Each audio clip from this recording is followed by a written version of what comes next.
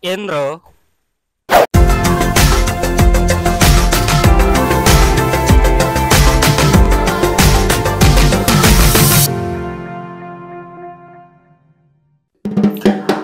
Oke, halo semuanya. Assalamualaikum warahmatullahi wabarakatuh. Masih bersama di sini dari Juru Review. Jadi hari ini tuh saya pengen ngejelasin kenapa menurut saya 4K itu penting buat kamera di video.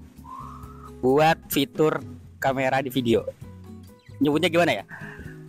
Kenapa 4K itu penting ada di sebuah kamera untuk ngerekam video? Oh ya, gitu mungkin. Ya, kenapa 4K itu penting? Menurut saya 4K itu penting karena kita tuh jadi punya fleksibilitas buat melakukan proses cropping ketika melakukan pengambilan video. Jadi misalnya ini nih. Ini tuh sebenarnya saya ngerekam di 4K 30 fps tapi diekspor ke 1080p. Jadi karena pas proses perekamannya itu lebih besar ketika diekspor ke format yang lebih kecil, kita tuh bisa melakukan proses cropping dengan lebih leluasa. Jadi kita kayak misalnya pakai banyak lensa gitu, padahal cuma pakai satu lensa. Nah ini kan ngezoom banget nih. Kalau misalnya saya pengen zoom out dikit, nah kayak gini. Zoom out dikit lagi, nah kayak gini.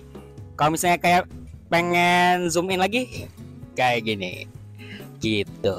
Ini tuh cuma pakai satu lensa, pakai format 4K 30 fps, tapi ya itu saya nge-exportnya pakai 1080p. Kenapa? Yaitu tadi alasannya, biar lebih fleksibel buat melakukan proses cropping di proses editingnya. Gimana sih proses cropping di editing tuh? Kayak gini nih.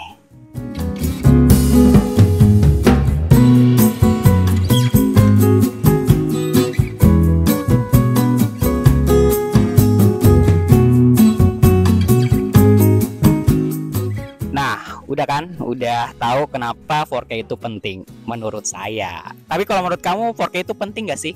Coba deh komen di kolom komentar. Biar kita tuh sama-sama belajar dan tahu pendapat kalian gitu. Ya sejauh ini saya kalau ngerekam sih memang rata-rata pakai 1080p 24 fps karena 24 fps itu adalah fps yang umum banget dipakai karena mata manusia tuh lebih familiar sama 24 fps. Kenapa 1080 ya? Karena sebenarnya kamera saya cuma bisa mentok di 1080 sih gitu. Tapi kalau misalnya punya kesempatan buat punya kamera yang bisa ada format 4K-nya, saya pasti pakai format itu sih.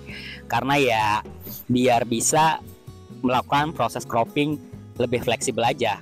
Kayak gini gitu.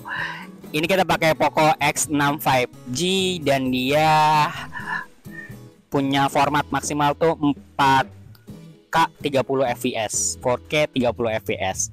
Ya itu jadi lebih banyak pilihan aja sih kalau misalnya kita pakai kamera HP ini untuk bikin konten gitu. Untuk harga HP-nya sendiri di 2025 ini tuh udah turun ya di sekitaran 3,5 jutaan, 3 juta mungkin juga ada, tapi kemarin sih saya lihat ada di kisaran 3.300.000 sampai 3.500.000-an untuk harga di e-commerce-nya ya. Jadi tergantung kalian beli di toko yang mana gitu.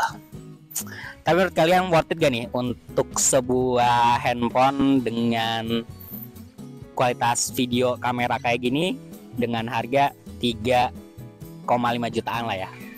Menurut kamu gimana? Ya sekali lagi silahkan komen.